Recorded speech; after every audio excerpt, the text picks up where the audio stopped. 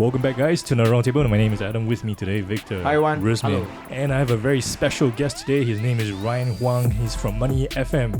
So, welcome, Ryan. Hi everyone. Hi, thanks for having me, Adam. Co-host for the Breakfast Huddle, Ryan Huang. Madam Rohayu in the studio with us. And we are just about a month. Yeah, let's run through some of these numbers. So 51% of these respondents.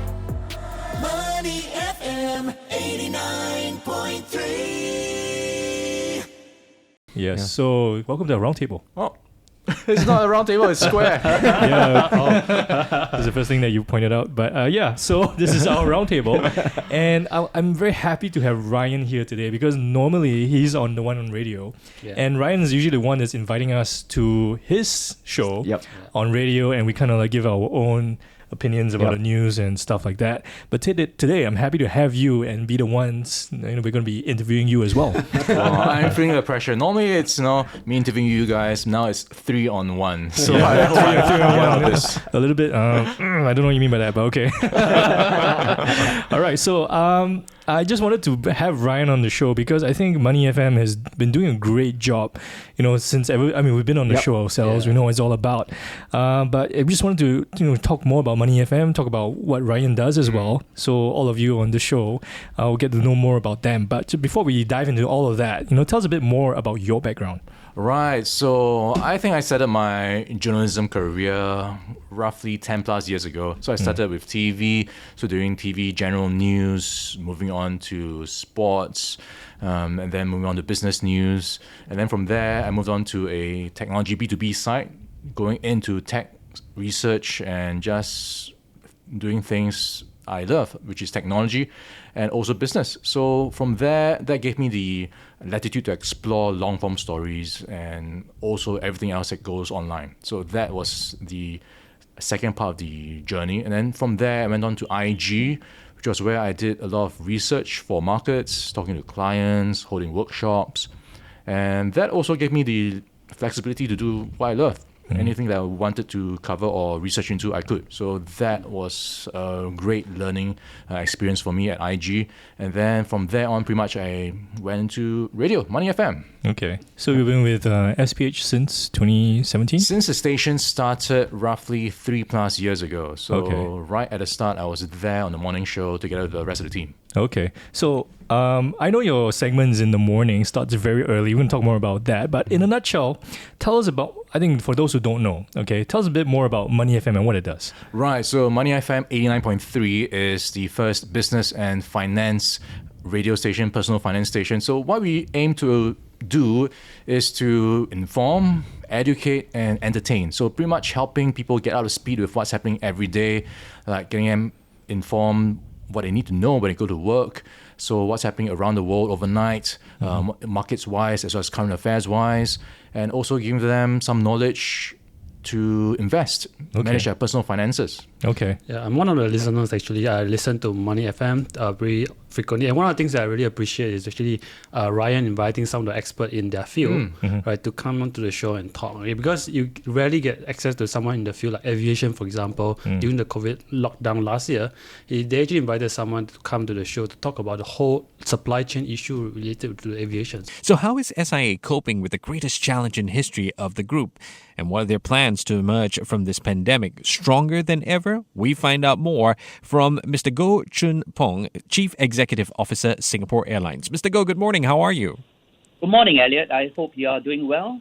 Yes, we're all doing our best to stay safe, but I have to admit, I really do miss traveling. So that's something that you don't really get it, except on the Money FM. Thanks for your support. But of course, by default, if I were to drive, Money FM is my default channel. Okay, I'm not selling it, right? But I really listen to Money FM. I think maybe because you're an investor, you just want to know what's happening. I all just the want to time. know what's the latest news, right? I think it's an easy way, right? I mean, you're just like driving, it's just put on the radio, you learn something. That's the thing, right? You can get information anywhere, but how it's digested, how it's presented, we try to do it in a very entertaining manner, something that people can digest easily. And I think we do our best every day to package it as best as we can. So I want to dive into that because we've been on your show. Yeah. Yes. All right.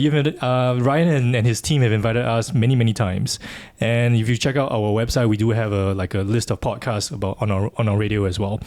So the thing about your show is that it starts very early. Yes. It's like the morning show. So I remember you inviting me, us as well. Hey, can you come down and talk about this company and whatever it is? Can you be at my studio At 6:30 6:30 or something like that? When I hear that timing, I was like, are you sure? Is this timing? Is it, am I going to school? Early bird gets the worm. So Yeah. that's pretty much a drill on a morning show. So I was thinking I was there early, before the sun is up. I was there, and you guys were already there before I was there. So you guys had to be there early. So tell us about your typical day. What time do you start? And what do you do just before, just to prepare that show? So by the time we get there, right, that's pretty much the time people start getting ready for work and going to work. So if you work backwards, I typically start my day around 3 or 4 o'clock. So what time do you sleep? So that's a different time zone. I try to get to bed by 10. Sometimes it's not the Yeah. case. It'll be 11, sometimes it's midnight, depending on how my night was, Okay. So that's a personal thing for me because I have a kid at home. So we try to put her to bed as early as we can. And for me, being able to have those quiet moments in the morning is quite critical for me to process and just to work, right? And also, it gives me more time to digest the overnight market action, to really understand what happened and to deliver it and package it. So that's why I wake up so early, and also helps me to warm up my voice. So most people on my station would try to also do some warm-up exercises before they go on air. How do you warm up? How do you do your vocal exercises? Okay, so it depends who you ask, right? Different people have different styles. So for me, it would be a bit of stretching of my jaw muscles. Okay. So it's going to be a bit of a massage first. Okay. And then you work the tongue doing various shapes. I'll just leave it as that. Okay. And then if I feel like I have enough time, then I'll just do a bit of singing or doing different pitches. Once KTV is open in Singapore, we might invite you for a get together. I think we must start doing warm up for our podcast. I should do that. Yeah. So there's a lot of thing that goes into that. It's not just the news. You actually do it with your physical preparation as well. And tell us a bit more about how do you prepare for the show? Because you wake up 3 to 4. I mean, the US markets are still open.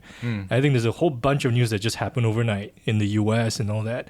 Do you have to read up all that stuff, put it all together, and just to put it for your show? Yeah, so if you think about it, right, we are on air, for me at least, the morning show from 6 to 9. So it's where we present everything that we got ready for pretty much the entire 24 hours before that. So from 3 to 4 is when actually I wake up. So I do a bit of preparation. But before that, the night before, the afternoon before, it was also preparation in terms of getting up to speed on what's happening the following week, forward planning, doing a bit of research for long trending stuff, and just making phone calls to people like you know, come on my show tomorrow or next week.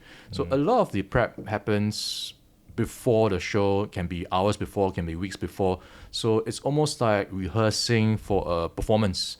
And then when the performance is over, it's another cycle again. Yeah, because it's every weekday. And I mean, we do this show once a week. Yeah. And it's a good frequent, I mean, it's frequent enough, but I can imagine the amount of work that goes into something that goes into a daily show, 3 hours every day. And you had to wake up so early and do all that stuff. It's not easy, man. Yeah. So fortunately, you have a good team. Everyone chips in with their own knowledge, expertise, and experience. So it's like me walking on the streets in the afternoon, right? I observe things that maybe the streets might be a bit quieter than usual. So that kind of provokes some thought into what might go under the show. Maybe you can talk about how businesses might be impacted. Or if I read about something in a magazine, how supply chains are being affected, costs are going up. Or if I see a interesting or weird promotion that some shop is doing, they're being advertised in the papers, that could be a topic of discussion as well. Okay. So anything from everyday experience can be part of the show. So you are always, in a way, thinking what might... You're looking for ideas, right, to talk about and share about. Then do you like kind of discuss this with your partners on the show as well? So that is something we have as well. We have our own chat groups where we discuss anything that might be important for us to look at. And for me personally, I'm also the assistant editor for the station. So I try my best to help everyone be on the same page of what's important. For example, for the week ahead, what are the key narratives we need to watch? And this week, for example, would be Chinese property, because we've got the bond payments from China Evergrande. Yep. That's still in focus. And later this week, we've got some earnings from property companies like Volcker, or what's happening on the earnings front. It's going to be a blockbuster earnings season, or this week at least. What are some of the key issues that we are likely to see commentary around, like chip shortages, car deliveries, so that sort of thing, like key events, meetings, so everyone will be able to plan ahead of that event happening and watch out for the key points. Okay. So basically, the next Squid Game. Yes, possibly. So this sounds like a. So I mean, this. I mean, when you talk about it, we're in the news here and there, but it sounds like the amount of like stuff that that you have to take in is so much just to do that show. It's kind of like the Sushi Master, those omakases, right? And you sit there, you pay like $300 for dinner, but they take like the whole day to prep that sushi. Yeah. There's a lot of work that goes behind it. So it's kind of like what you're doing. This is how I see it. Yeah. And you start so early and all that. So I mean, I want to ask you. So you invest yourself? Yes. So you what kind of like stuff do you invest in? Okay, so I'm quite a boring investor in a sense, right? So I go into the more, some people say lazy or passive stuff, the ETFs, the REITs, the fixed income stuff, because it does take quite a bit of effort to be able to monitor it so actively.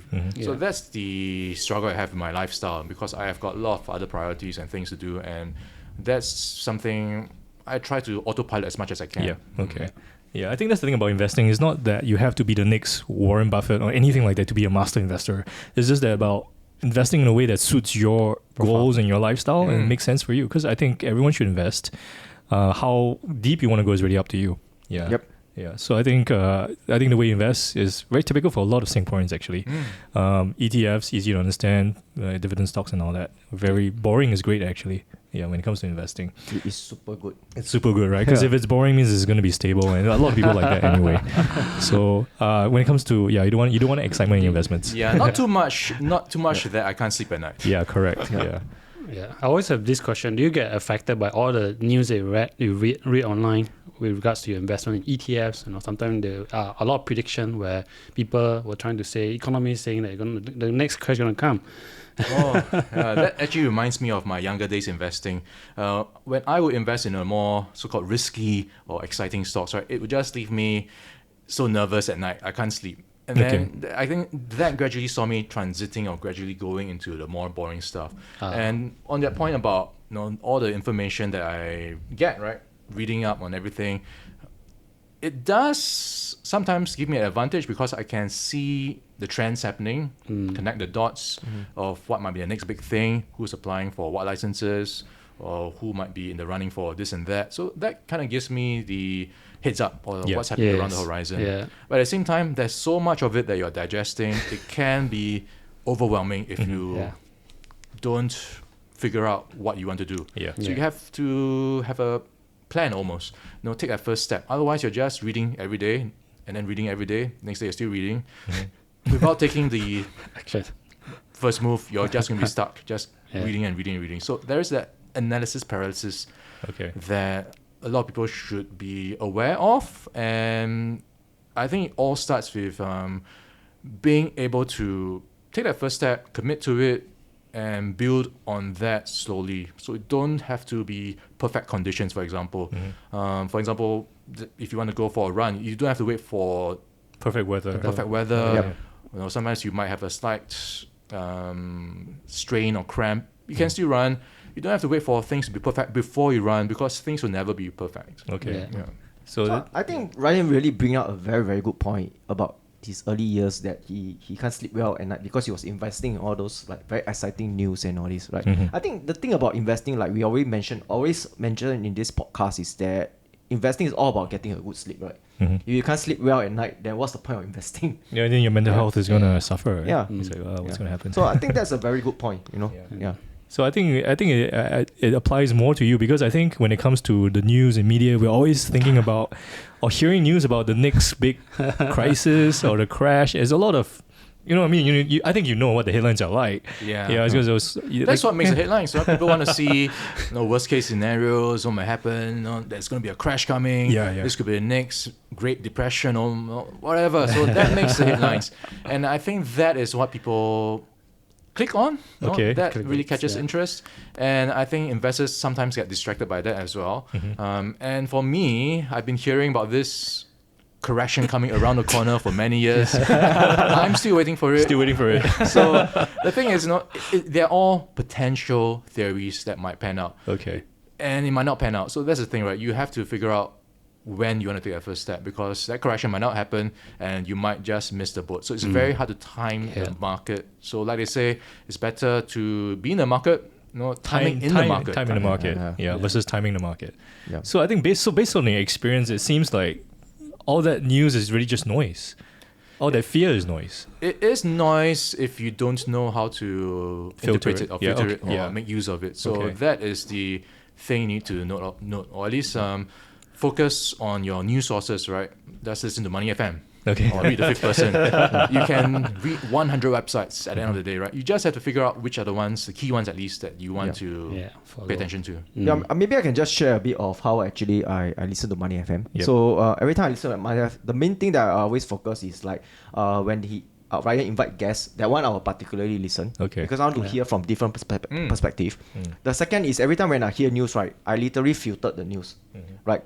I only listen to company specific news, but I don't listen to market news. Unless it's very big market news, then I'll listen. If not, right, I will try to focus on like when they share about company earnings, the business of the company and all this, I will focus on that. So then you won't be affected by how people keep sharing about, the market crash is coming and all this. Okay. Yeah, and the third reason you want to listen to Ryan's voice. Okay,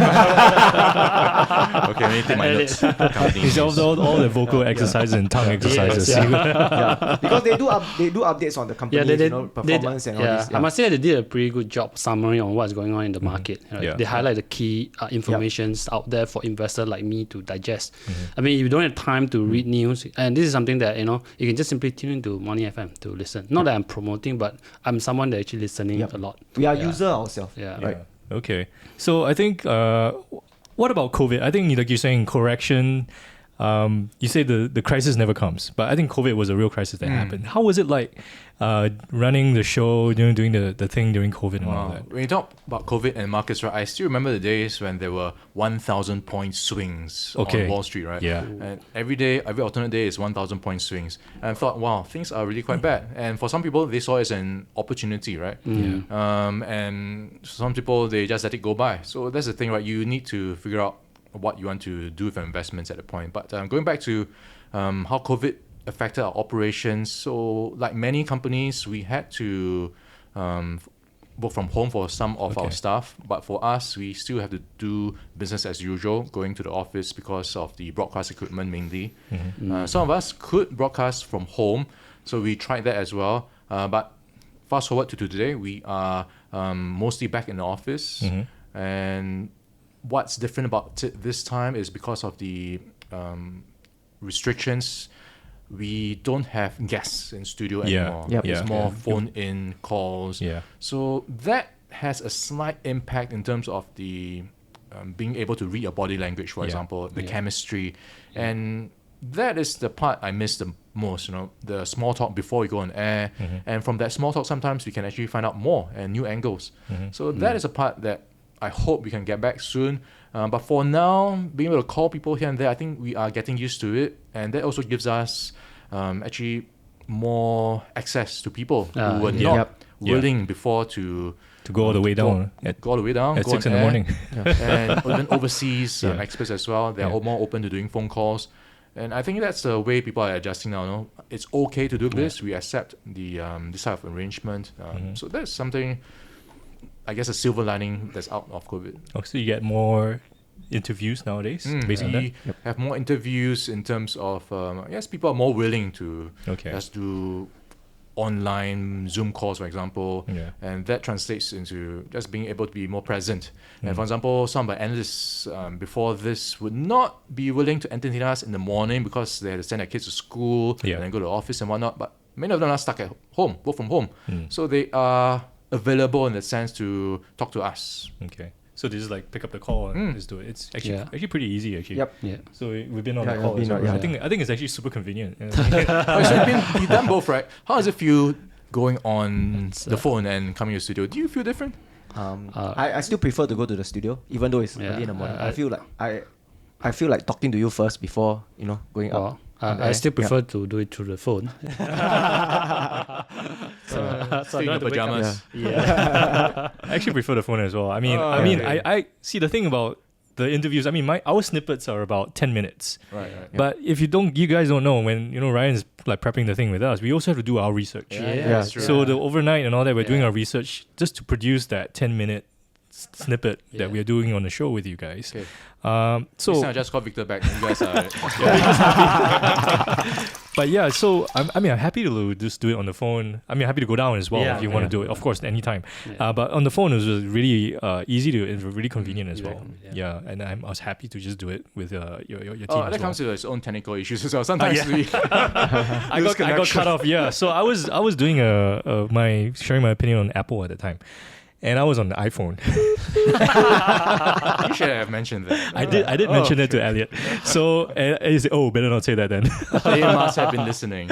So I was on the iPhone and it got cut off, and it's like okay. So that brings me to my next question. So how do you handle faux pas on the radio? Because like my call got cut, or what if someone says a cuss word? How do you? Because it's supposed to be live. Let's start with the phone connection first, right? Yeah. So we typically have someone manning the production booth. So that person will be in charge of patching the expert guest and making sure the lines are okay. So normally when we have a guest, we'll call them in advance, maybe a few minutes in advance, just to make sure the line's okay, you're awake, you're the person that was supposed to talk to and not your... Wait, has anyone never turned up? Sometimes. It can be the kid picking up the phone, it can be the wife picking up the phone. Okay. So you want to make sure it's you. Okay. Yeah. So that is a process that happens before the interview. But of course, sometimes it gets cut off for various reasons. And that is when I guess, comes down to the situation, right? Do we want to try to call you back? If it's at the end of the interview, maybe we might not want to do so. If it's at the start of the interview, we'll try to call you back and try to re-establish the connection. Sometimes it's us calling you back, and sometimes they have the initiative to call us back themselves. Yeah. So that is the behind the scenes of bad connection. And sometimes if we can't get them back at all, maybe the battery went flat, then we'll just buy time, just talking or summing up what happened or move on. Because the show must go on, right? Yeah, the show must go on. So we're just going to move on, play a song or just talk about another topic. So we just play along with it. So it's really on a case-by-case basis how we react. Okay. So talking about cuss words, fortunately, we have not had any problems yet. Because I asked that question because it's supposed to be a live show. It so is. any punk could just go like, oh, what the on the show, on the show. Ryan, can I try next time? Okay, I'm not going to call you anymore. So we do have for most talkback radio stations, they have a mechanism built into the studio where there's a delay. So most stations will have a 7-second delay. Okay. So when something unusual happens, we can have the option of pressing the dump button, so that through a magical process, algorithms will just make that word or that time gap disappear. Wow. And then through algorithms and whatnot, you will not be able to sense it or hear it, because the next few words get expanded millisecond and so on and so forth. Yeah. Ooh, wow. It That's sounds like Thanos, You die. just disappear. so it's not even like a human control thing. I mean, human has to activate it, but Yes. but the algorithm is automatic. Yes, and then it will just catch up eventually, and then it just almost like stitches it seamlessly. You almost make me want to try it. Just say something wrong and then listen to my recording later on and see what happens. No, I wouldn't do that. No, I want to be back on your show. So yeah, I think that's really interesting. It goes on behind the scenes for your segment and all that. I think in radio in general, people don't usually. I think most people don't know what happens outside of their own jobs most of the time. You just kind of see what's being consumed and all that. But there's a lot of work that goes into production. So like production of this roundtable, production of your segment, which is every single day you're waking up 3-4 a.m. I think that's not easy, man. Yeah, it's not, but it's rewarding because it's gratifying when you see your work being appreciated by people out there, especially when they send in their comments on Facebook or talk to me on the street like, hey, I listened to your show. And that's very heartwarming because, hey, I made a difference in someone's life and someone managed to make some use of what I said on air. So it does still make me fuzzy inside sometimes. Yeah, so I think we really want to recommend Money FM if you haven't listened. Yep. If you're not a regular listener, I think especially when you're driving to work or if you just don't have time and you just want to catch up on the financial news and around the world in Singapore, I think Ryan and his team are doing a great job. Yeah. I mean, if you really want to be a full-time investor and really want to do investing, right, stop listening to all the music, right? Let's focus on listening to financial news, right? Or TikTok or whatever, right? It's just like here's financial news and all that. But then, of course, like you say, don't give in to the paralysis analysis or like all the noise and everything. Yeah. And take the news that really matters to your investments. Yep. Yeah. So I think I think one of the key things is to really hear carefully, like when he talk about trends, right? Which industry is coming, that can be your investment ideas. Or the next, investment ideas. So you like, I didn't know about that. I didn't know that company was listed because like maybe Ryan was talking about it and said, then you check it out. Oh, great financials and everything. Yeah, that could be your next big thing. Who knows, right? Yeah. Metaverse. Facebook. They just did recently. Okay, very cool. Yeah, I think we're going to talk about Facebook soon as well. Yeah. So I think we just really want to recommend Money FM to all of you guys listening. And if you don't already listen to Money FM 89.3, do check it out whenever you have the time and make it a habit for you guys, as for myself as well, once in a while. So any final words that you want to say to anyone watching this, to tune into Money FM? One quick plug, I guess, is we are driving a newsletter where we kind of give a bit of a roadmap what's in the week ahead. So the important interviews to catch up on, some of the replays that we like you to listen to, and some of the trends that we are watching. So all that is on our newsletter, which you can subscribe to. It's on our Facebook, it's on our website. So that will pretty much get you up to speed, a snapshot of what's happening. Of course, listen to us every morning and through the rest of the day as well. And stay tuned. All right, so do check out Money FM 89.3. Thank you so much. I think it's a pretty good wrap up. Thank you so much for being at this round table, which is actually a square table. So once again, my name is Adam. This is Victor. Thank you. There's Rusmin, and of course our very special guest today, Ryan Huang from Money FM 89.3. Thank you so much for being here. Yeah, thanks for having me, guys. Yeah, all right. Thank you so much for watching. And of course, if you have any questions for Ryan or for us in general, just put them in the comment section. If you like this video and what we're doing, please hit the like button, and of course subscribe to our channel. Many more roundtables coming up and maybe many special guests as well. All right, so thank you for watching and we'll see you around again.